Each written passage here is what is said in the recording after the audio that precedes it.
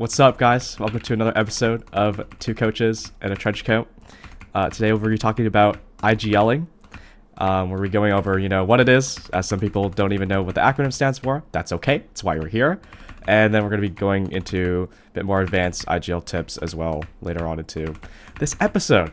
So, Propaganda, do you want to start us off by just explaining what the definition of IGL is? IGL is an in-game lead, or the shot caller. It depends on the team you're playing, call it. Sometimes it's the captain. Most times it's the captain, but sometimes it will be just a player on the team. That's really what I've found in IGL is. Yeah. Yeah, to add on to your captain point, yeah, I'm not even like the captain of Fusion or co-captain of Fusion, but I still IGL. Waves so. isn't a captain, but he's the IGL. No. Yeah. Yeah, so as Propaganda said, IGL is basically just the shot caller of the team. They're the ones that keep the team organized, usually with calling out strategies pre-game, calling out mid-round strategies as well. Sometimes on teams, mid-rounds can get kind of hectic. This might already be kind of advanced, but sometimes teams actually have two IGLs. So one IGL, the main IGL, but usually they're the ones that say something pre-round. So they're like, okay, guys, let's full rush A. Okay, guys, let's default and, do a 1-3-1. But also sometimes, there's 5 players on your team with 5 mics. So the IGL is more of kind of like a facilitator. But on some teams it's different, on some teams it's not. In my experience, most of the time the IGL can be a facilitator. So that's like one kind of IGL style.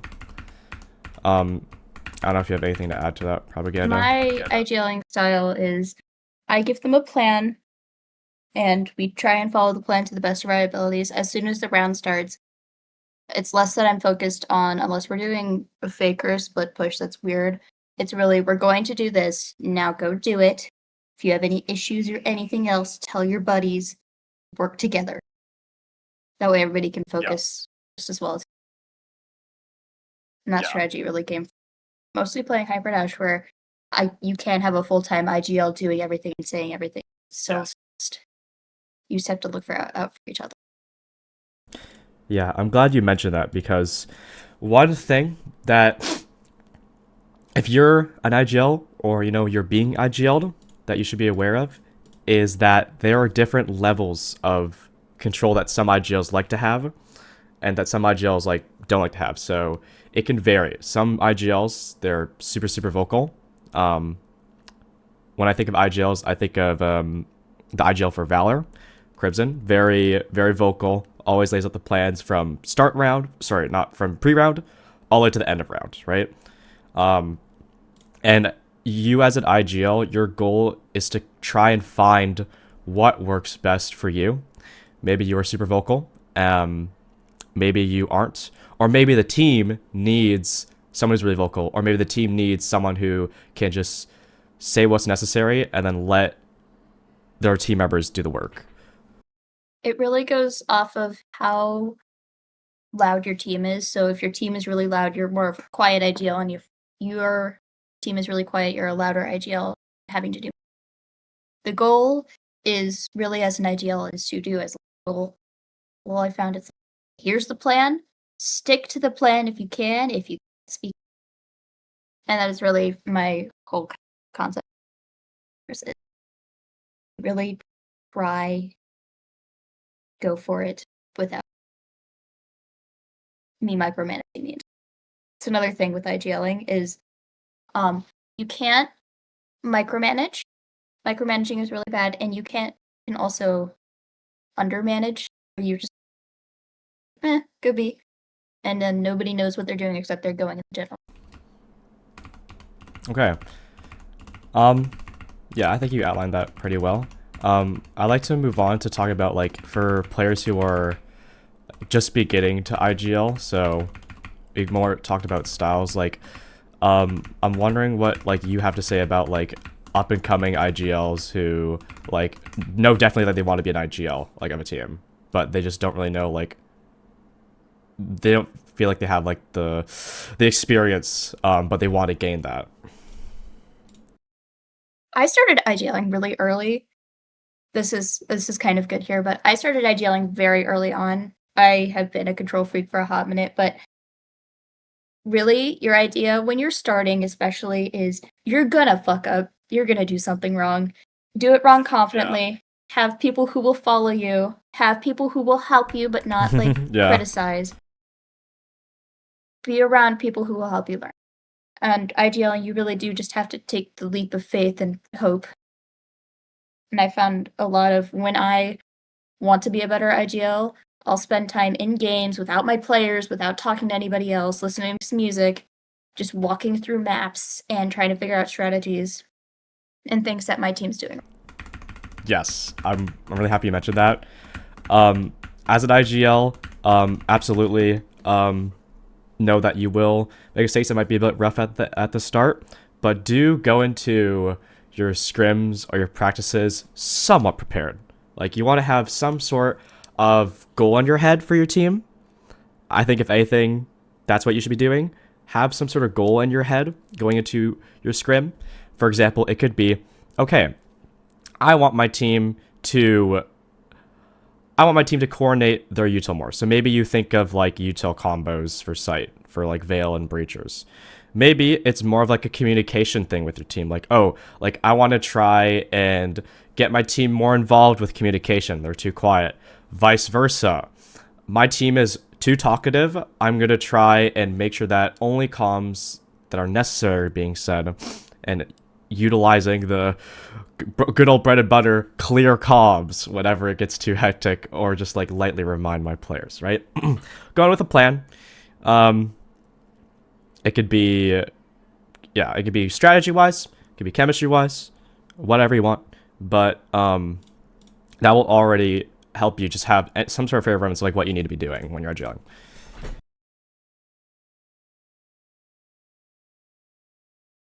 Yeah.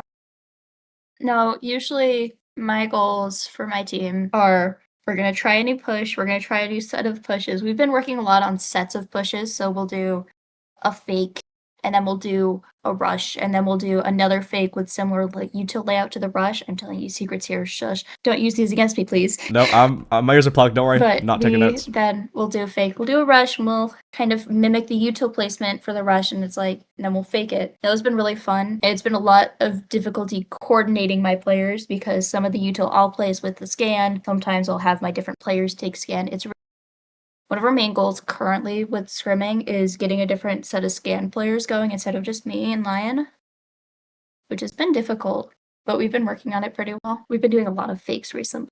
But that's really a goal as an ideal is pick a thing that you want to figure out, and if it's really, really, really not working and the mental is going out the window, go back to what your players already know and just say, we're going to reset, we're going to restart, we'll try again next map, we'll try again next round, but right now we're just going to go back to what we know. Give ourselves an ego boost round where we kind of win, which is important as an ideal too. I wanted to kind of bounce off of the point you said with how you running like new strats and having new players take the scanner or play new positions, whatever. I think another big part of IGLing that you will probably inevitably will have to deal with if you want your team to turn from good to great is role management on your team. So if you're a little newer, you know, in tactical shooters, no one player is the same. Every player has a different role on the team, and your job, most likely your job, it could be someone else, could be the captain, whatever, but most likely your job is to recognize what player is comfortable with which role, and making sure that they can play that role to the best of their abilities. For example, I know some players on my Veil team, they love anchoring, or they love roaming mid, or they love entering. And so I will make sure that I set up my pre-round calls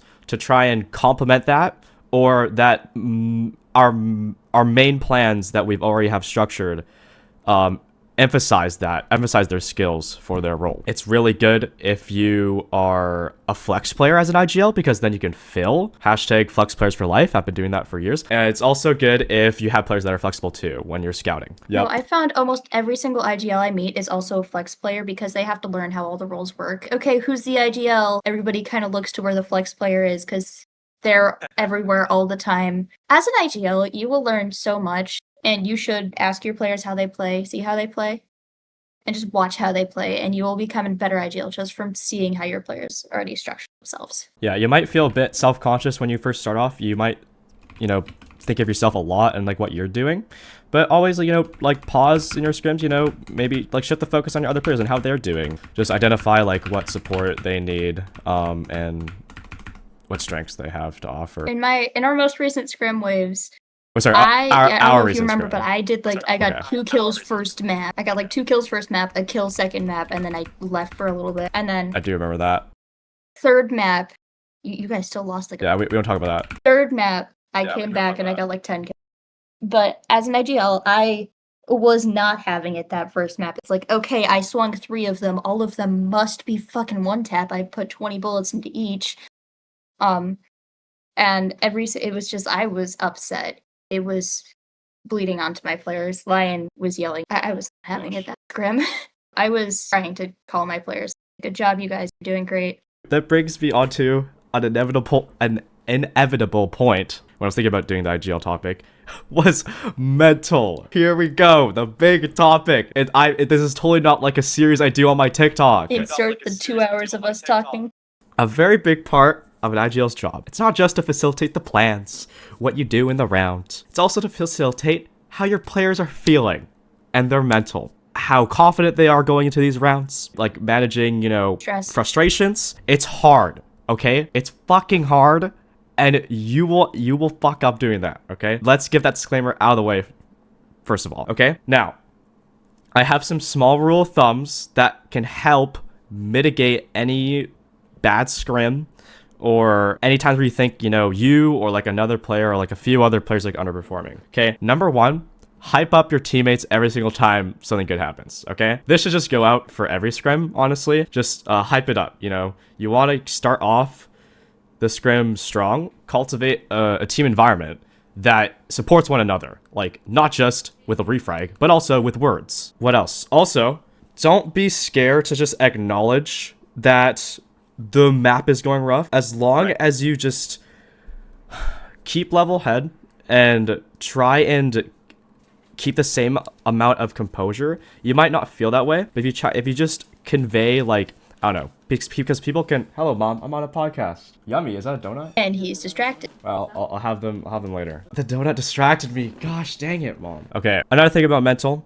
is that since you're mostly the vocal one, your energy will project onto others. So you're setting.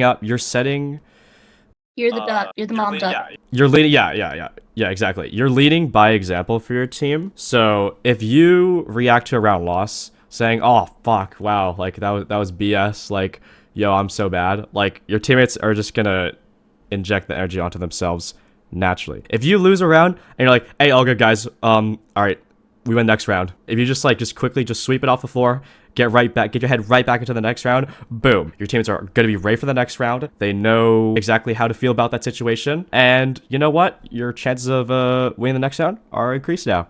I don't know if you wanted to add anything, propaganda, like if you do anything. I have a slightly different. When we get swept off our feet, fucked pretty heavily, 5-0 sweep.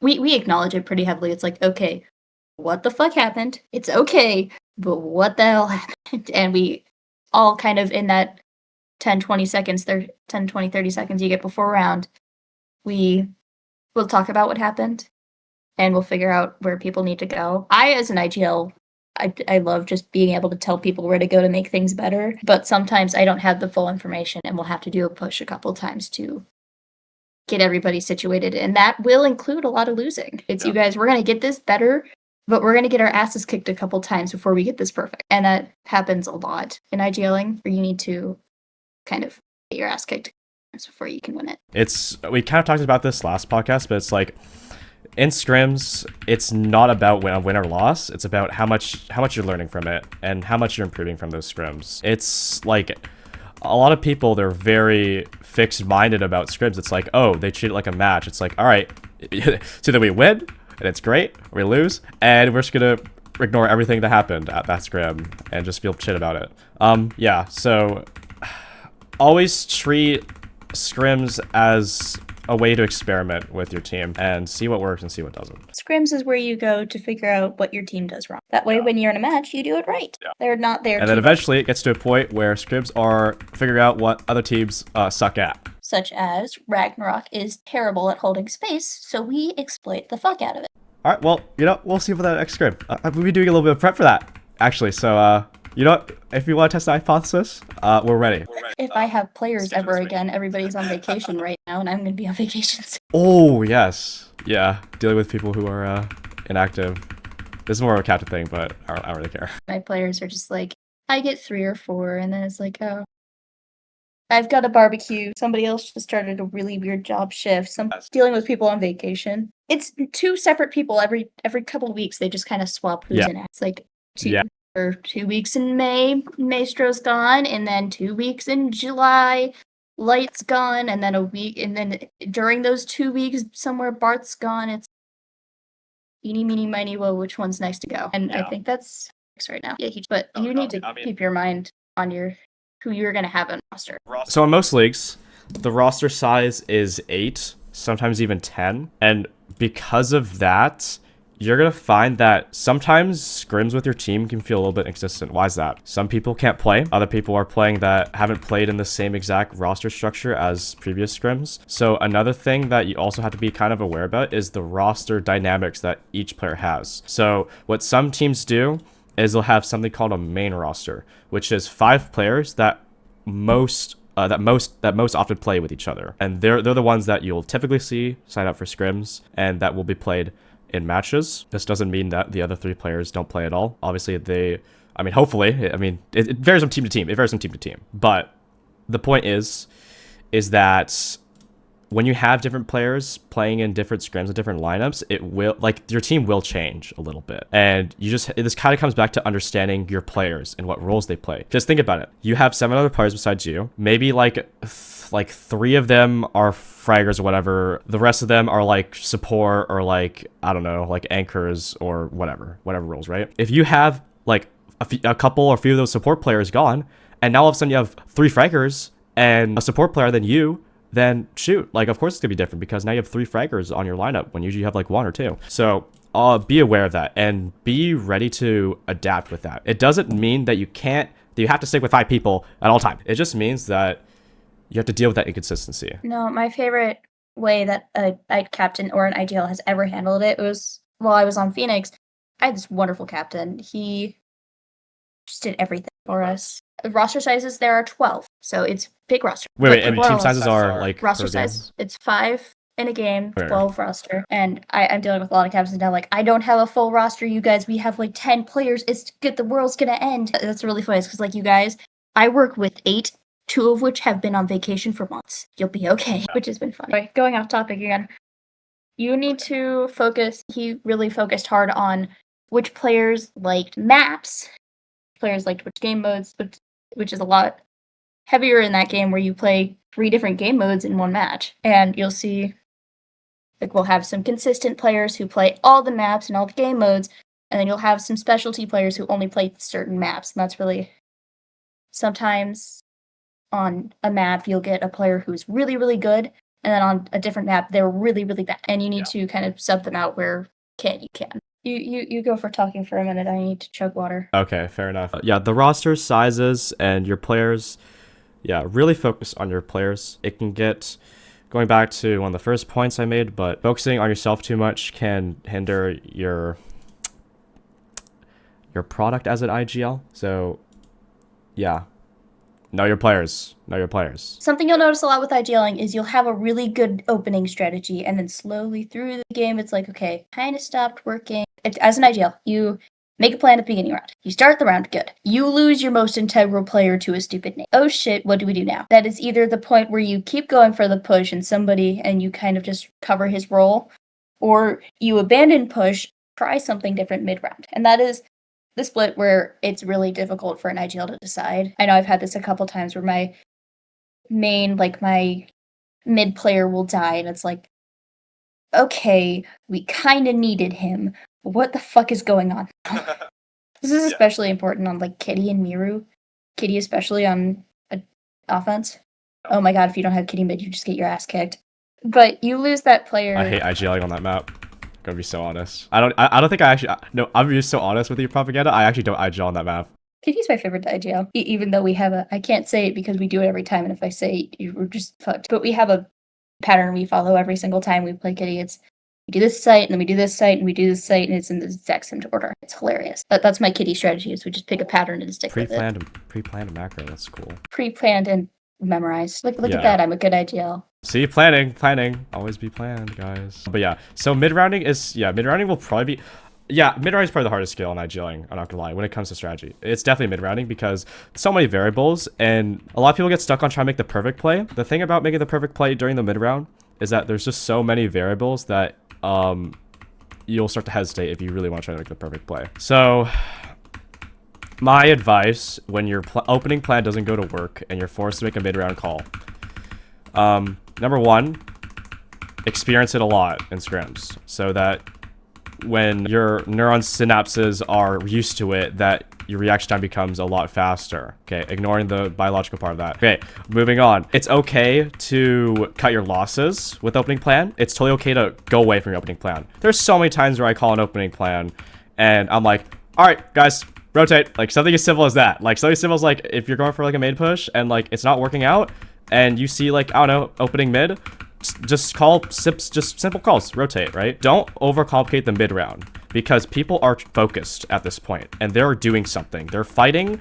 they're taking space, holding space, etc. They're really focused. So you're calm. It cannot be a very like well-developed like thesis. Okay, it has to be like something easy to listen to and like yeah, easy to understand and effective, which is why I went with the rotate example. One word. Probably a decent plan if you're going for a main push and like you're getting bulldozed. It depends on what play you're going, but I yeah. have a good example here. Go for it. On some of my fake pushes I'll call, it's two of them immediately get killed on the faking side, and it's like I tell the third guy, you have to pull back. It's not worth it anymore. Please, we need you more than you need. And that has been really important to us currently. When we're doing all these split pushes that we're practicing, it's when a lot of them die, we need to make the call if that third player is worth trying to send out and get those kills. Because we've already lost 2 to like nade shit, which is the biggest killer of your plans. Somebody throwing that'll always happen to fail, bro. Like more than Breachers. Ironically, because it's like Breachers like a smaller map. But it's really important to figure out, as an IGL, it's difficult to know when to change your plans. And currently my team has been committing a lot more to, okay, somebody died, we all know how to cover spot. That's something we worked on a little bit ago, was committing to our pushes more. Because we would rotate out a lot and killed. We would rotate out a lot and it's like, okay, turned our backs to the enemy, they bum rushed us for no reason, and now we're all dead. After we figured that out, we just went for commitment. As ideally, you need to figure out how to get your players to be able to cross over. Player placement, like, okay, 2 people push up. This is Miru. 2 people push up on Cat. I want 1 person through main. I want 2 people on long. So a 2-1-2. And that has been your main player dies. Although his body is very nice, he does not matter too much. Your Cat players can fill that position really, really easily if they're doing more than he is. He's just covering Rat, and Rat is nadeable from every. And then you lose both your Cat players. Well, fuck, that's not fun. And your main player kind of has to cover, and then you kind of lose your long players. Losing the long players, you lose your elbow nade, but that's about it.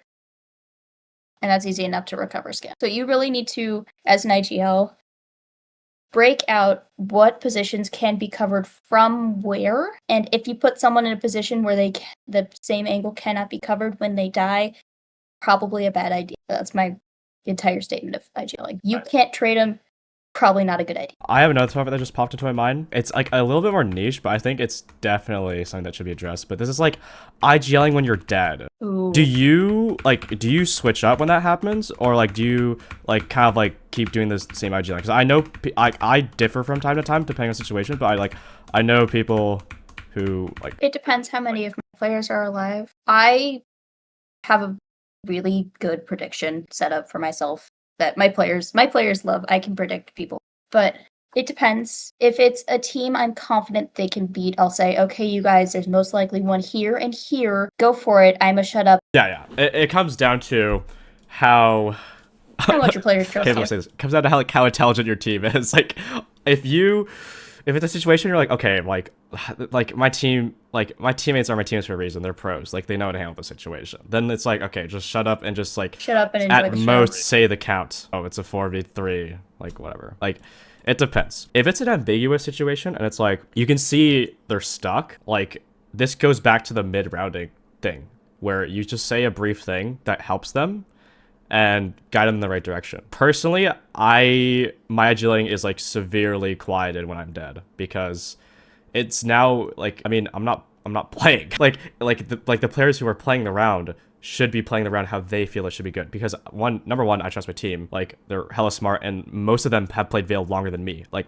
we're talking like over like hundreds of hours, maybe like over 1,000 probably. So I trust them to make their own calls. But the thing is that you also have an inherent advantage of being dead. You're a little less tunnel visioned. You can see where everyone's at, so you're able to, if you have an opportunity to, like just give them like a little bit of guidance. I wouldn't overdo it though. But You also have your entire brain just focus on Yeah. IGLing instead of trying to you have the mental play the game. bandwidth. Yeah, so there's pros and cons to IGing while dying. It's just kind of up to your team and you, which is just what we've been saying. I have another thing here. I have gotten also pretty good at understanding when my players are confused or looking around. It's like, okay, that's when I'll take over and kind of tell them what they should do. And it's also you have to know what they're comfortable with. So it'll be a 3v1. My player, he is confused and worried, and it's like he's my support player, so he's not used to swinging out. And we'll pretend here he's on offense and he has scan. I'll usually tell him to hold for a little bit and make them think that he's rotating out of the site, which has been proven very effective. You really should. You need to figure out what your players want from you. Be able to read them. So if they're scatterbrained and they're just talking, you need to figure out if they need help or if they're just trying to work out what needs to happen. Because I know a lot of the times when I'm in 1v1s and 1v2s and 1v3s and 1v4s, I just start talking. And it's like, okay, I know there's one here. I know there's one here. I know I can't swing that angle because there will be another person watching that angle. And it's my players, shut up. They know I'm talking to myself because I'm confused and I need to work it together. You want to be the person to be able to work out those problems for your player before they have to, as an idea, Yeah. especially while you're dead. Yes. Don't swing that. I know there's going to be two guys behind that wall. So says Lion whenever Waves and Dopiest are the only two alive. Yeah, the Waves and Dopey duo. I mean, bro, we've been like teammates for like a while. No, wherever you find Waves, Dopiest is nearby. General tips when you die. So, first thing for me is like, there's two things you say when you die. Where you died, so the info comm, and then how much you hit the enemy for. Or whatever. That's it. That's it. That is really it. Please don't complain. Like I do it all the time. I get it. I'm contradicting myself, but just try not keep it playing to a minimum. Like at least say the comms, right? Because like some people on my team, I love them. Sometimes they'll just complain, but then no comms. It's like, okay, listen, it has to be like you have to at least say the comm. You can sure, complain, whatever. It's like we're 8 rounds in, I'm tired too. Or I mean, like we're like 2 maps in, I'm tired too. Sure, but say the comm at least. Don't just complain. So yeah, so make sure you say the info comm, where you died, where the enemy was, and then damage check, how much you hit him for. If it's like I don't know, if it's worth like going for the trade or like I don't know. Whatever. PSA or rant. That's my rant. When my player starts complaining a lot about dying, I say where. And I think this has just become a keyword of if someone says where, you say exactly who you got killed by and where they were. And sometimes if we saw them running off in a direction, we'll say they were going towards here and that will be their new position. Another thing is in IGL, I learned this forever ago. You mentally map out where all the enemy team players are and where your players are. It fucking hurts your brain, but it is so good for prediction. If you can have, let's see here, 9 mental guys at all times, 4 of which are your players, so they're less important. So you have, 5.2 or 7.5 players that you need to think of. You need to really think, okay, there will be 2 on A, 2 on B, 1 guy mid. Where is that mid guy? Where are those 2A, 2B players?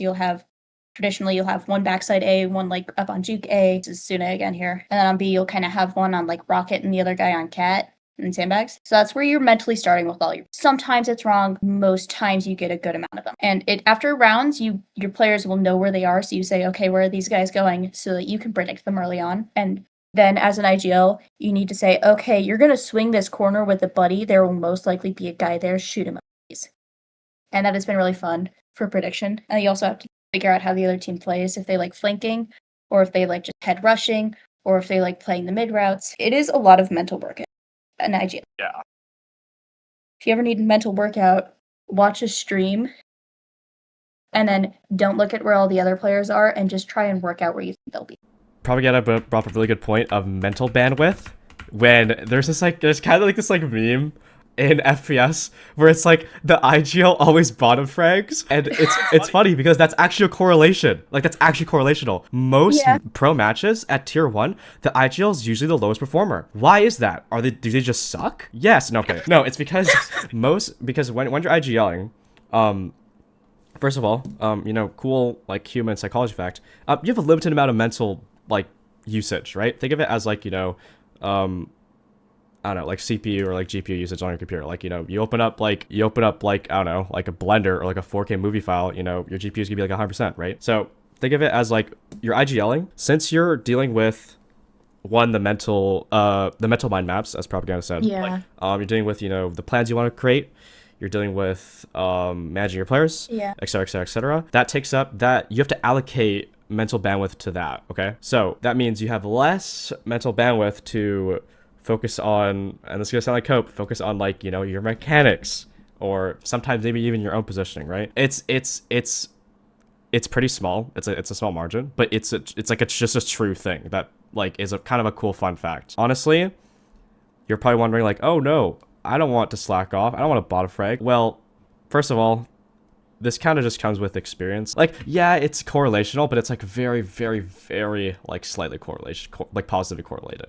There's so many times like IGL's top frag or, they perform well. It's just that the point is that you are thinking more than most of the server is. So like give yourself some credit and just know that you have to focus some of your conscious thought on your IGLing instead of the game. So that's why if you feel bad, if you're like maybe underperforming like more than you think you should be doing, or like you always feel like you're behind on the team, just know that you're playing your part by allocating IGLing resources to the team, right? Like of course your fragger is gonna frag out and drop 20, because that guy is just, his brain's just quiet. He's like, oh, go kill. And then he's being, they're being told, what to do. Of course they're going to do awesome. Their mechanic skills are just fully engaged. So yeah, mental bandwidth is a real thing. I think a lot of people don't really understand that. So I think it's good to mention that. No, it's not a cope and it's not a crutch. You can see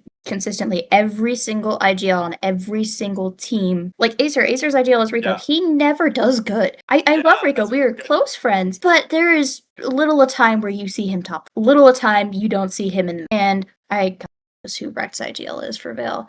But, well, can't use Shout. Shout does good. You'll see across games where there is an IGL, they are not usually on the top of the scoreboard. They are not the best. They're an amazing player.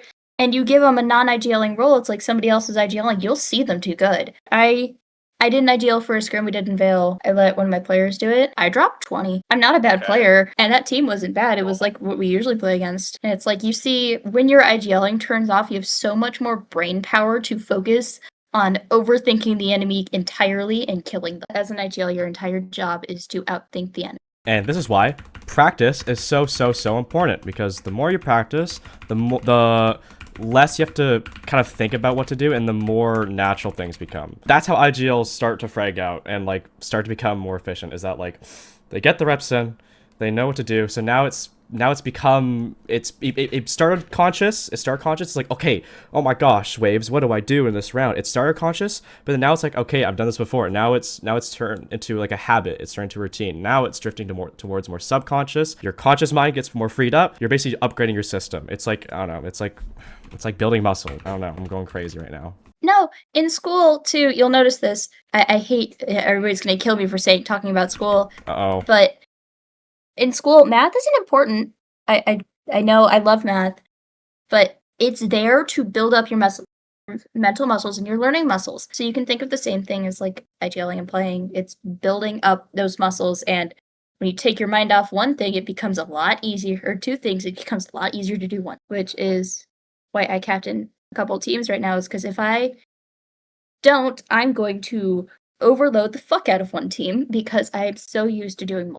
Yes, the two Asians talking about math. But yeah, that's good. I don't know. That's a good analogy, ironically. Goodness, IGLing is so much fun. I love Oh doing yeah, I it. love IGLing. Oh yeah, love IGLing. You have to. I hate to say this, but IGLing and captaining, it really comes naturally. Sure, there's a lot of things to learn, but if you don't have the natural talent for it, you're not gonna. Mm-hmm. That's like almost barely a hot take too. Like it's just I've always kind of thought that. I really hate to say this. I have a player right now. He claims he hates to IG and hates to captain. He's my co-captain. He's a fucking amazing IGL. So when I am tired or overwhelmed from IGLing, which happens a lot when you're IGLing, you can get overwhelmed and your players will come to recognize it. Okay, we're just going to go on an autopilot round of rush. Because he will take over for me sometimes now, and I'm happy about that. It's because I don't have to IGL all the time. And same thing with captioning right now. He's doing all my scrim scheduling for me, except for when Frost DMs me about Ragnarok, which we haven't gotten any scrims because everybody's dead.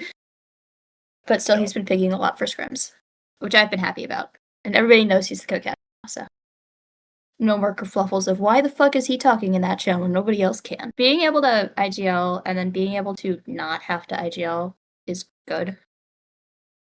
But if you don't have a talent for it, please don't force yourself. Instead of trying to IGL, try and learn the game so that you can help your others. Another style of IGLing is coaching while you IGL. That was my first IGLing thing I did, was I coached. And it slowly turned into be just telling them what to do. Kind of how IGL started. I also say it definitely helps having like experience with the game itself before IGLing. Of course you can IGL like when you just started playing, but it definitely helps like if you played a little bit, if you played with an IGL and then you go into IGLing because you have like this accumulated knowledge. So yeah, just something to kind of consider. That's what's happening with me and Breachers right now for Lion. I just hang out with him and I'm just absorbing.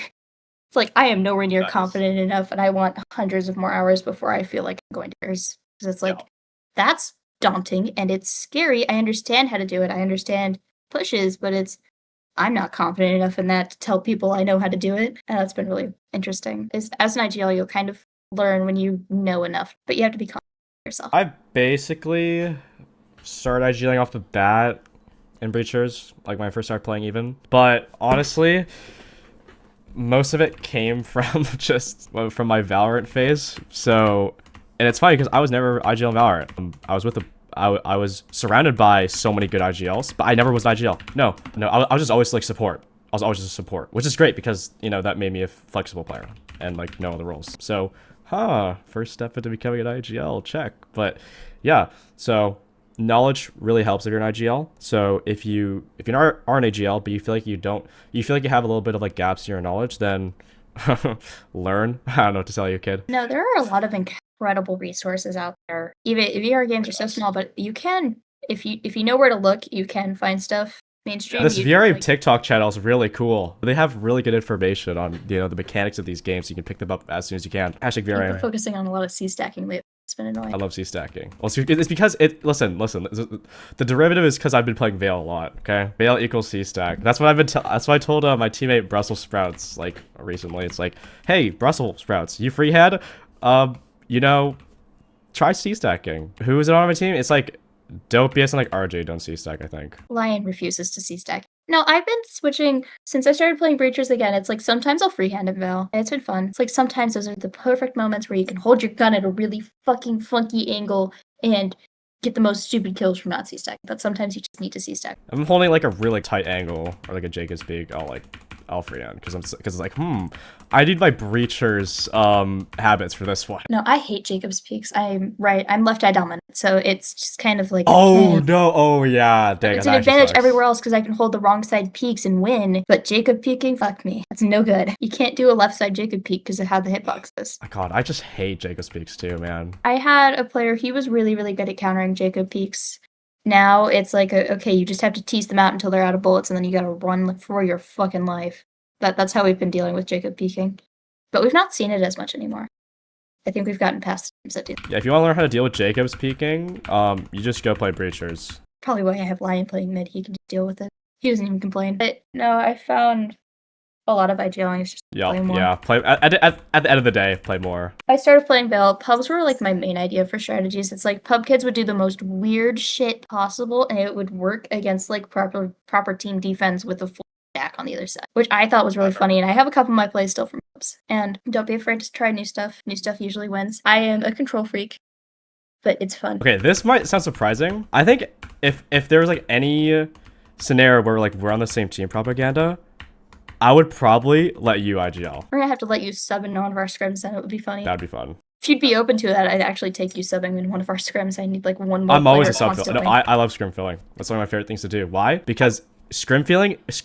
Oh, also new players, scrim fill. Okay, if you have like no team, scrim fill and just like perform. Okay, anyways, off topic. I love scrim filling. It's like ranked, but on crack cocaine. I love it. It's so much better than ranked. It's just like so much better because you're playing against organized teams and you're in a new environment and it's like awesome. It's like the best of both worlds. So yeah, yeah. I'll see if I can another scrim, and then I need to tell Frost that I'm stealing you for an evening. Sure, scrim filling. I'm so down whenever. Probably not 9 p.m. EST. Very rarely 9 p.m. EST. So I don't know. We'll see. Okay. You guys like scrim every single night. It's kind of fun. We always do like 8-9 EST, which is great because Fusion does 7-9 EST. So then I do a 7 EST, and then I do the Veil scrim after. Yes, managing multiple games. Oh, no, it's a great idea. What do you mean? Like I'm totally improving at both those games at the same rate as I would if I were to just focus on one. It's a very bad idea.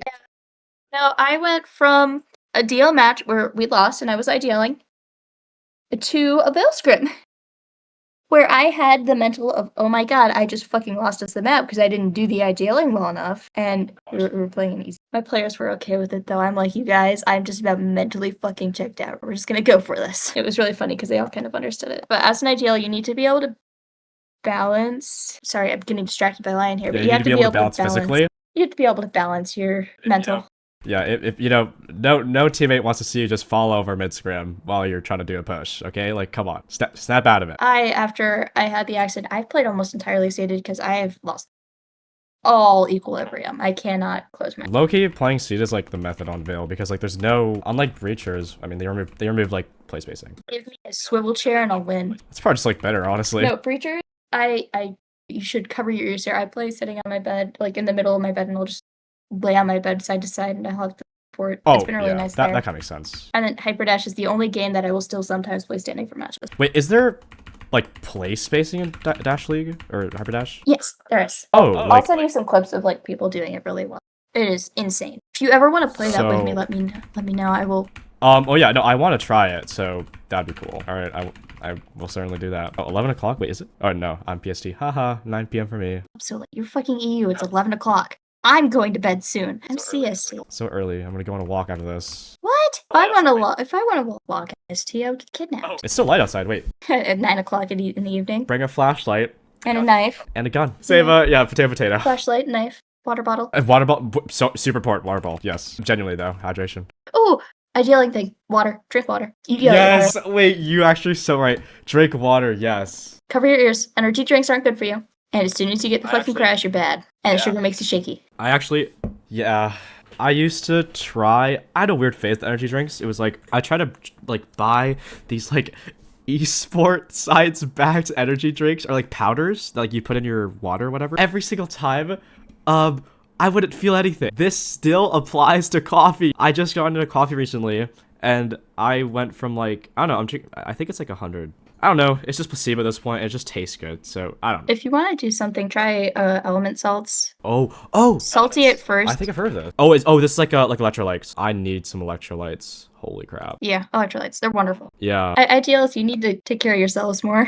Take care of yourselves, guys. I come from a very big family we're chaotic, but my dad and we plan everything for family trips and excursions. It's like, we will sit and plan for 4 or 5 hours. We've been doing that. We're going on a trip pretty soon here. And we've been like sitting. I've been making so many fucking note cards.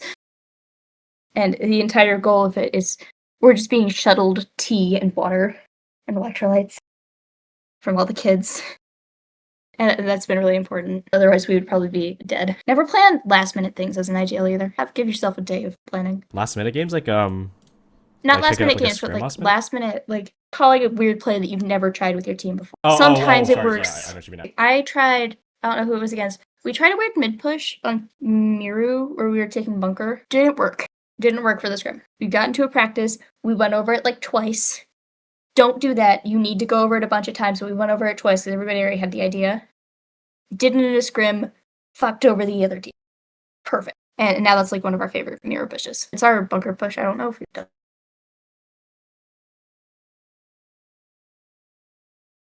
This is really important for DL. Everybody knows where the choke points are for everywhere, but figure out where the choke points are. So we'll go through this. You're gonna have to do the breachers ones, but I'll just payloads for hyper dash. Launch pad. First half is shield room and like shield and health rock.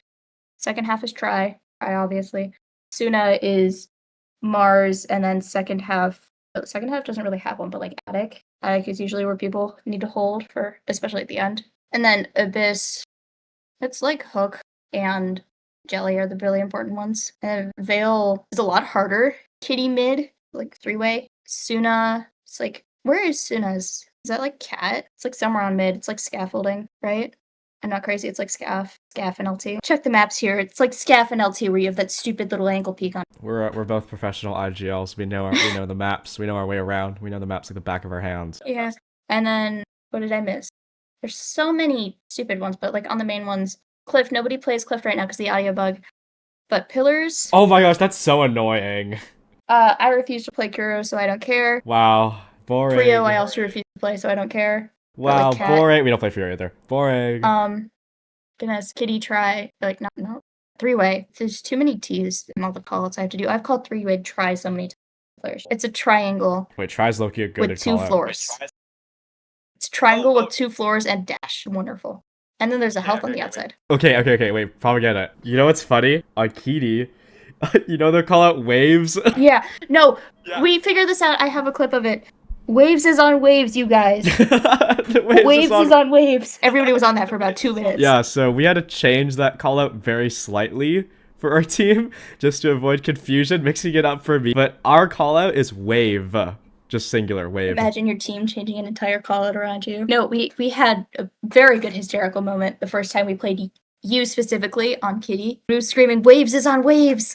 And then we all laughed for like 20 minutes after. That might be why I play that position sometimes. Only sometimes. Sabotage the enemy team by that. IGLs, you gotta think outside of the box sometimes, okay? When you get to a certain point of IGLing, and I think Waves, you and I have hit this, is we're just kind of going against each other mentally at this point for who can do the most fucked up strategy. It's been fun, especially for like the maps we don't usually play against each other. So that third map, when we're done with Miru and Suna, it's a toss-up of which map are we going to fuck around on. So as an IGL, you need to be ready for your competitor and know your enemy IGL. Yeah, it's like Battleship. It's like Battleship, but you played like hundreds of games, so you like see the spots that they put their ships on most likely, and you just gamble. Which is why the times where you and Dopius switches who anchors over our entire fake strategy. Sometimes I'm just bored, honestly. No, I'm gonna play Cat this round. Oh no, I'm gonna play Mid this round. Boredom wins you rounds. As an IGL, swapping who anchors, especially against other teams that are like used to one player anchoring and fakes, it can fuck an entire team up. I can't account to this. You swap the anchoring player, every single fake plan goes to shit. It's like, okay, anchoring player going up A ramp. You guys can fucking go take B. And then Dopey just appears out of nowhere on backside. Dopey. And then he sees scan, and suddenly our A players are no longer material to you guys. And it's like, and then you have to mid round. Oh no. Something here at the end we should do is like walk through IGLing round. I know you play your mid rounds differently than I do. Like just describe a round that you would play and how you would play off of it as an IGL. Give like a realistic scenario with how your players play. I know you like run through your head of how your players play. Okay, guys. Pick a map already. Come on. We're gonna do Frio. Okay. So here's Come on. So here's how an IGL structures their plans, even though I actually don't make the plans. Spoiler alert. Wolfie does. Okay, but I mean I'm still able to. No, we already know that. No, you don't. No, you don't. No one knows that. That's a niche ball. Okay, so we have a B take here that we want to do. So this could be a full rush. So we're gonna have Let's say we're gonna have 5 players. You can have mid players, Oh, but whatever. jeez. This is we're doing 5 players. I don't care. All right. So how I like to do it is first of all having your players down. How I like to do it is we wanna split between having players hug left side wall and having players exposed right side. Why is this? Number one, look at the defender's sight line. They see long from around like this little area here.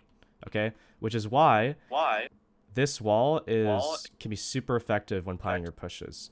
If you could have all 5 hug this wall. Fuck it. And no one will be able to see Wait, you is this unless they making a new play? overextend here.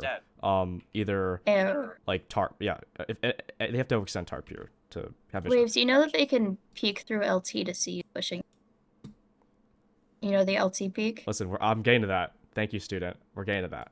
Okay. So, anyways, Student. So, yeah, this is a live coaching session. Propaganda of the student. Waves the coach. No, I'm kidding. Okay. So we're gonna have a split of people hugging the wall, and a split of people exposing themselves, going for the jump peak here or whatever, right? Well, let's call it a 3-2 here on long. Okay. So reason number one.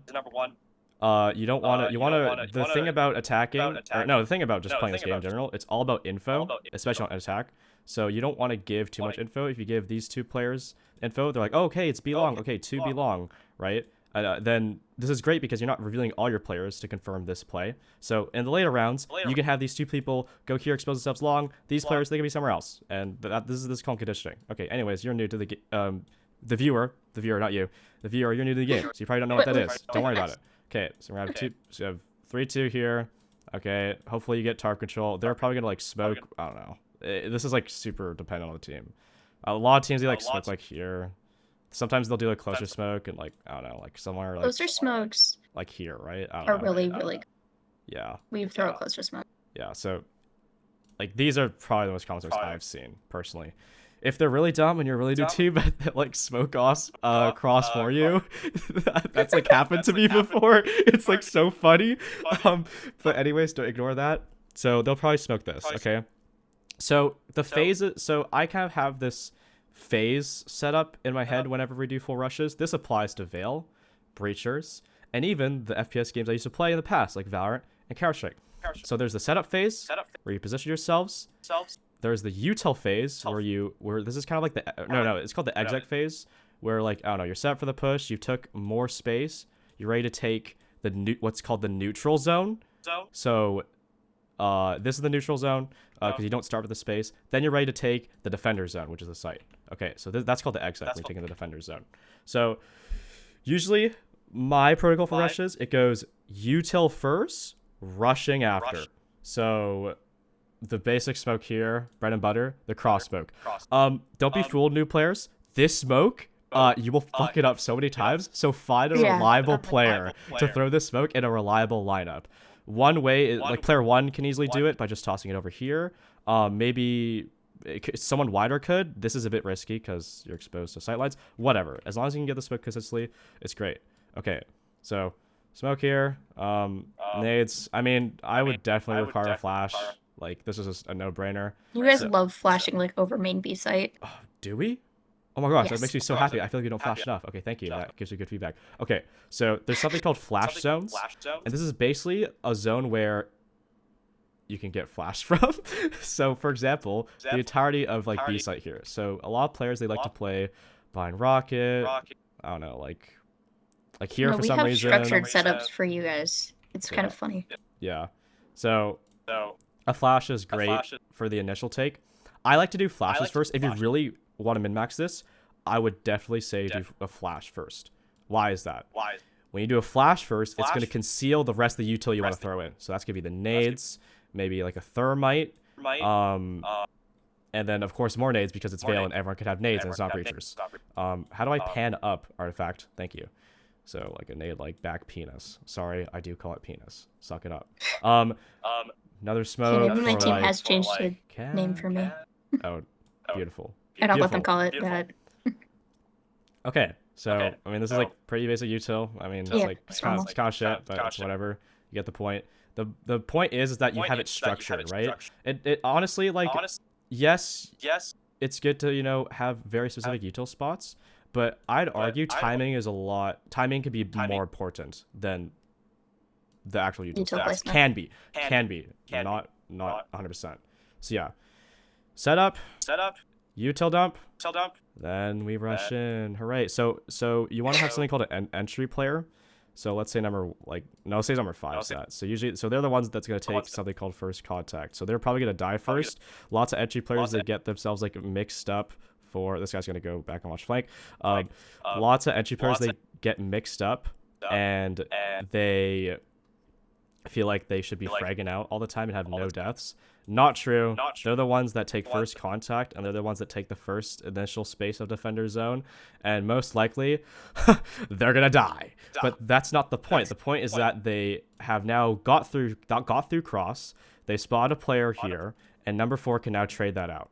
And guess what? It's not really about if you died or not. It's about the space you got. So now you have backside space. Okay, rinse and repeat for sandbags and whatever the fuck down here. Okay, all right. I don't know if you want to like add anything to this, but this is like kind of. I mostly just talked about like how you should like plan instead of like an actual plan, because I don't plan anything. I actually suck at planning in Vale. I think I'm just gonna go through one of my team's normal pushes. Okay. Okay, so our Miru A push. The waves I this Yep. one. I have 2 people. Them right there. All right. This is our Miru A push setup. This isn't our normal A push. This is offset A pushes. This is after we fucking hit B a lot and we're taking bunker. Because these 2 people are conditioning. Conditioning is really, really nice. Conditioning these, when we hit, we're going to push A. Yeah, not a lot of He's people. really Not hanging enough out people. slowly. And my 2, I usually go. Where is there a button to put scan? Oh yeah, there should be. Just click on a bunch of the boxes and see what pops up. Maybe like the bottom right, like the nades thing. Grenade, impact, flash, smoke, scanner. Oh nice, there we go. Scan something. I usually hold scan. So I have my set of 2 here. All right, so we'll position the bad guys too. There. Guy there. Oh, where does he usually? He likes. I'm modeling this off of. It's okay. All right, so there, black things are the black circles are the bad guys. Oh. Yeah, you had to go with black. I'm sorry. Brand is black, not my fault. That's true. All right, so we have commitment lines. I don't know if you guys work off of commitment lines or not, but when we're doing fakes, you have to cross a commitment line. Oh yeah. Where's the egg? It's kind of like. Yeah. I just think of it as like layers, but it's the exact same concept. Yeah. Commitment lines are something that we play off of a lot, especially when we do fakes. Is you guys have to get on fucking B side if we want to do an A fake. It's like a kind of straight across line. It's kind of nice on mirror. So I have my 2 players here. They usually have. I don't control what they have. They usually have a smoke and a nade, nades and flashes. So I don't micromanage these players. But Nice. they usually somewhere. And that usually gets this guy low. Mm-hmm. So they're starting their push. I'll also have them throw a nade over. It's kind of. So it's almost like we're doing our B push with our main player throwing that nade, but it's one of ours. And then this guy here, he is holding a little bit longer. He's waiting for these people to start rotating onto B because we've been slamming B and we're pushing a lot of people bunker. So they're seeing, okay, we're getting naded in bunker, we're getting naded here, we see people. That's like, okay. Awesome. So, guy here sees, that's not a, that's all. Guy here sees my guy. Ignore how he's seeing through the wall. He sees my guys. He's like, okay, 2 going this way, probably another B. These people over here are very, but they'll go through bunker. because they're trying to keep bunker control from players. So they're trying to take bunker. This guy's just. I'm using my trackpad and not a mouse, so this is You're doing a really good horrid job. drawing skills, but this guy's going play there. They're really trying hard to get bunker back. Once that starts happening, you'll hear a lot more gunfights. That's really important as an ideal. You'll hear a lot more of those guns. But then your players will start to move, and you will take scan. You'll start going here. Really important to scan.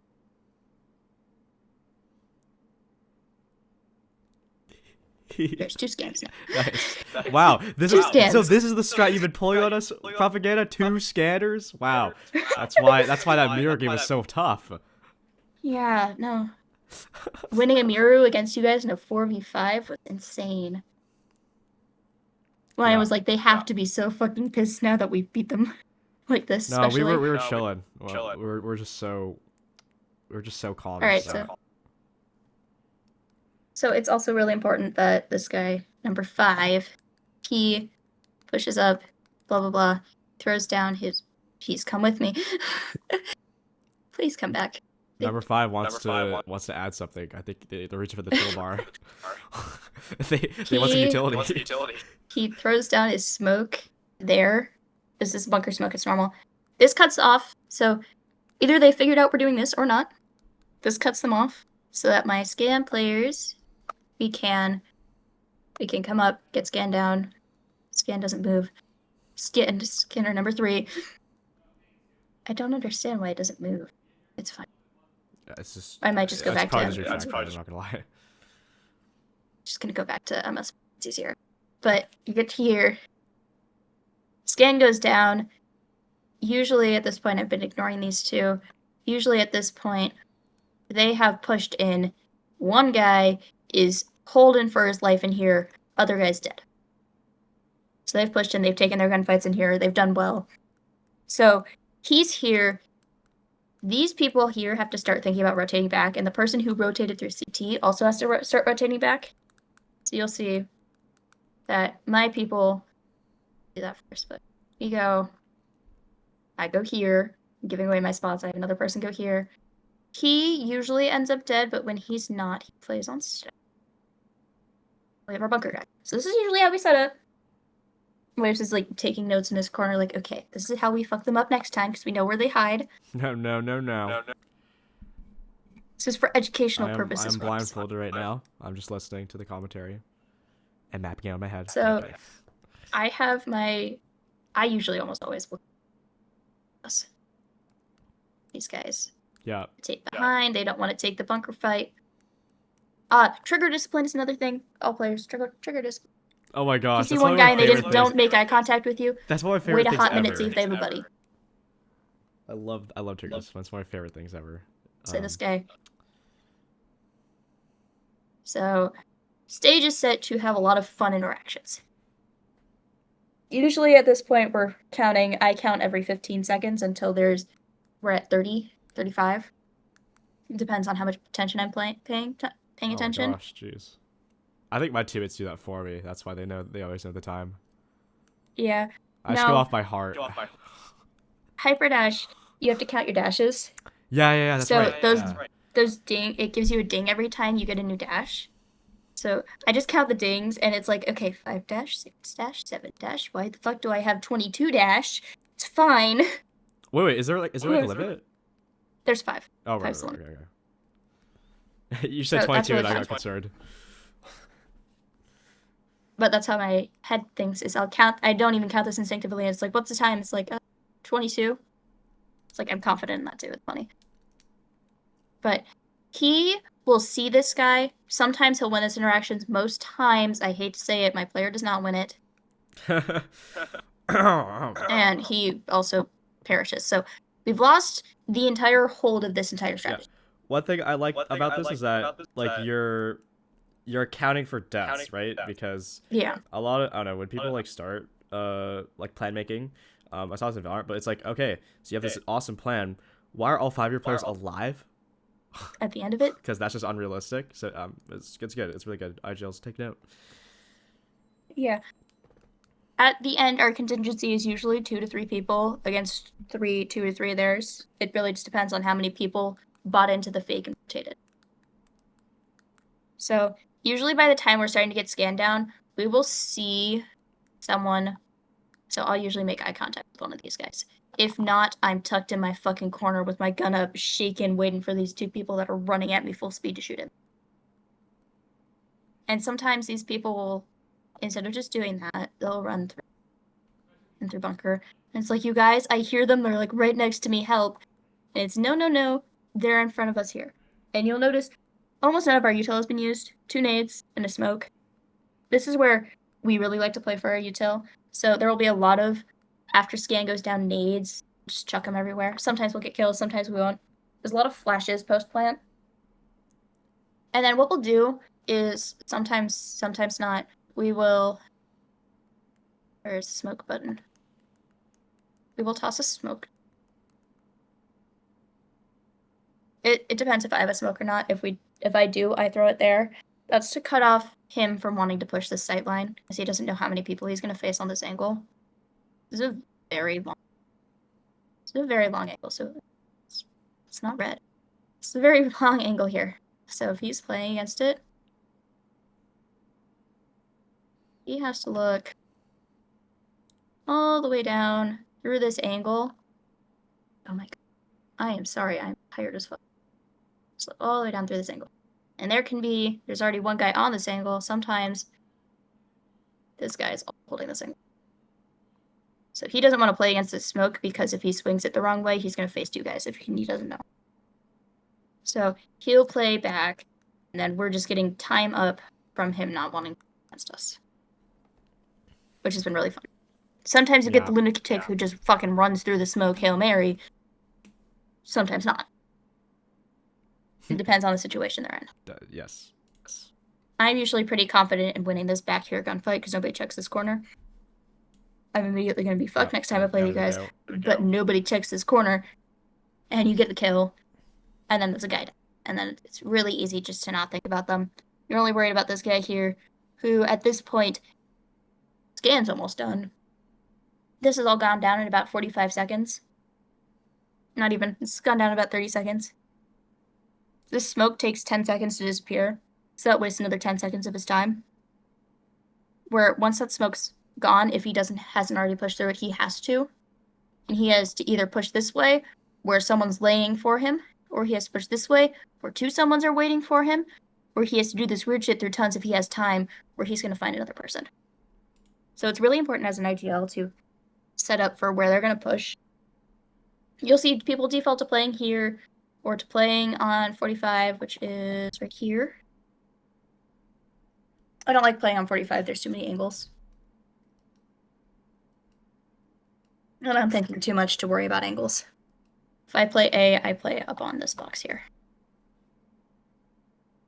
But same thing applies. Sometimes we'll put thermites down, and that's been really fun. Back onto the track here. Scan has gone down. Scan's pretty well ticked over. We've won the round. Now we're just hunting down the guy for the free kill. KD boost. That's how we prefer to do our plays, is we really think less in stages of, okay, pre-plan, util, and then rush, and more of push, plant, hold. It really depends. You can see the difference there between Waves and I of how we play. Very good masterclass by propaganda there.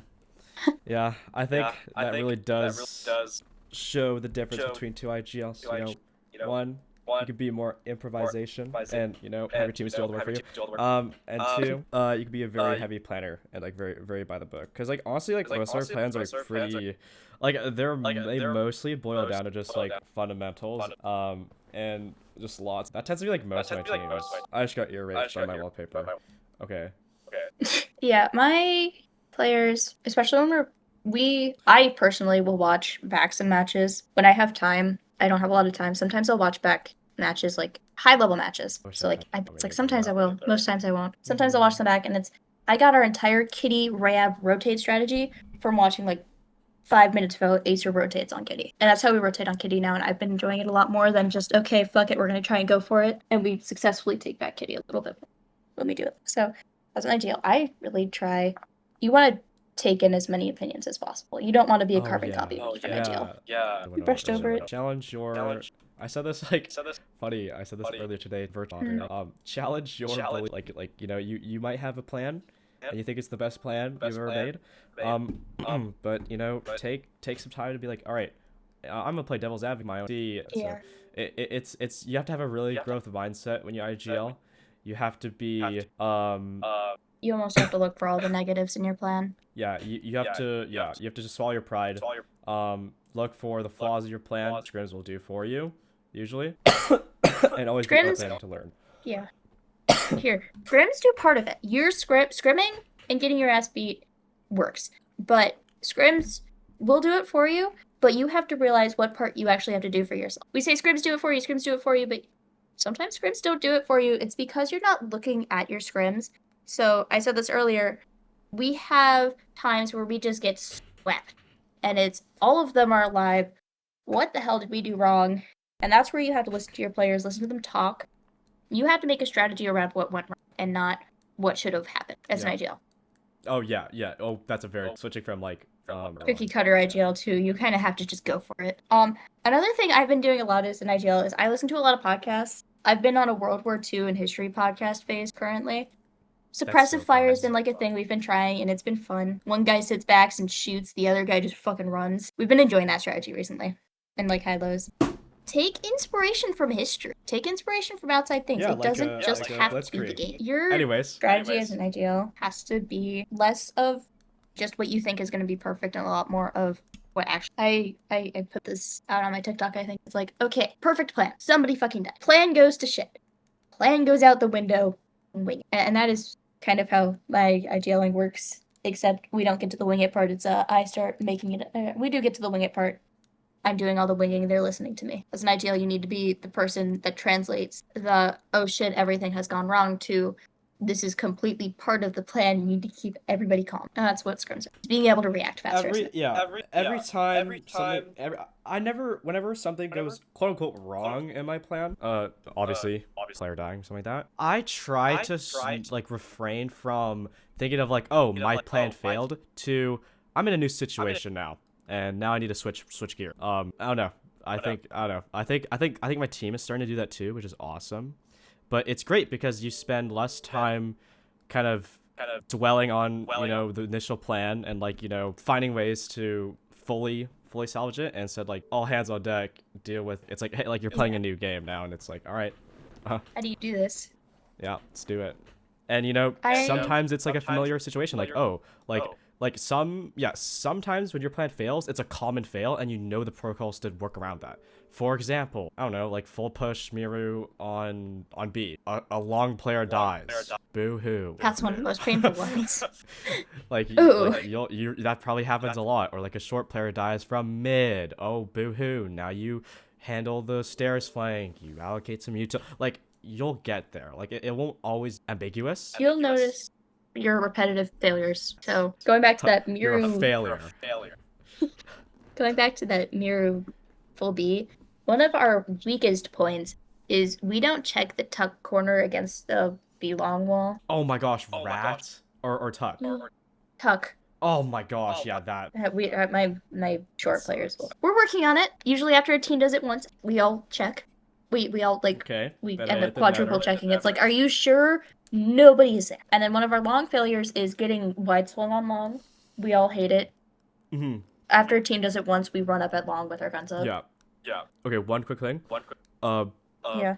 So to the tuck point, yeah, if you clear something that if you clear something important, say you cleared it. So if you clear tuck, say tuck clear. So then people are like, oh, tuck's clear. I don't have to think about it. Mental bandwidth.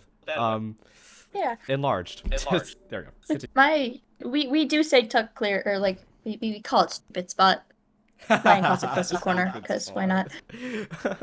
We all say we clear it. There is a little bit of mistrust in that. It's not against our own teammates. Okay. It's against the other team. It's like, we trust each other, but we don't trust the bad guys not to turn on the invisible shield and run to the spot while we're not. Okay. We trust each other. No, you can see that across my entire team and all my players. You can tell that they will hold each other up. I know so personally, beautiful. a couple of my players have helped me a lot, and I know they have helped each other, and I love them all for it. They are all my best friends. That's how you should be as a captain and as an IGL. The more Yeah. you know your players, the better you're going to be as a strategist. Yeah. So- and my whole team, we're pretty much just all gay. So No, Lion, every single time you and someone else are up, it's like, okay, they're going to be sucking each other off, or right next to each other, or about 2 feet apart. Just keep your fucking gun up after you see one. wow. That's our entire team. Line of Judah Their should entire be strategy. the new IGL by how realistic and accurate he called us out on. Wow. Yeah. Dobies and I Of are course he does that on every sucking single time. each Nobody other's ever believes him. dicks. Well done, Line of Judah. Bang on. Bang on. I'm trying to drink my water here and not spit it onto my computer. So Okay. far, I've done. So almost spent 2 hours, which is Jesus awesome Christ. because that means we have Go us. we have lost sustenance, and that means we can get It's gonna be hooray. a hell of a thing to edit for you. Have fun. Let me know if you need help. I'll take an hour. You take an hour. I'll be okay. It'll probably this one will definitely be like an hour. Just letting you know, because it's like 2 hours and a half. Not long form. Long. Look at us for doing so good. Yeah. People, But- this is a great time for people to get their attention span up. No, my favorite thing to do when I'm listening to podcasts is I'll clean or I'll bake or That's so. Yeah, that's so. sometimes I'll commit the cardinal sin of doing homework while I'm listening to a podcast. Oh yeah. And like I've been doing a lot of sewing recently. Sorry, We're getting I ready thought to go when somewhere, you said the we word have to look commit, I this, thought you were we gonna be have like, to I thought you were gonna be like, oh yeah, sometimes I'll just commit crimes while listening to a podcast. No. And sometimes I'll just go walk outside and it's like service is nice here and the park that I walk to is nice on service too and I'll just play the podcast, tuck it in my pocket, toss it in the earbud, walk around, clutching my knife in my pocket, praying I don't get kidnapped. Nice callback. That was my preferred way to learn. Is I visualize it myself. So figuring out how you learn your players learn for IGLing is also nice. If you know they like hands-on doing it in a map, or if they just like being. Oh, my teammates love the hand. That's my favorite coaching. Yeah, me too. Is you guys got to answer the questions after I tell you the answers 2 minutes ago. It's attention span checkpoint. No better way to win. 12:01 a.m. 12:02 a.m. 10. Ah, Wait, yeah, you're sick. You should go to bed. Get some Probably. rest. I've managed to drink an entire bottle of water, and before that 2 mugs. So we're doing good here. I think that's actually like what you're supposed to. No. 2 liters, Mr. Canadian. No, one time my science teacher in grade 8, it was like it was close to the summer, and there was gonna be like a heat wave. Yeah, no, she just said like, all right, guys, I know it's gonna be really uncomfortable, but you gotta drink 1 gallon of water a day. Brother, I barely drink 1 liter. Yeah. No, I stopped recording to make any other IGLing notes here, but I am religious about drinking water. I have multiple water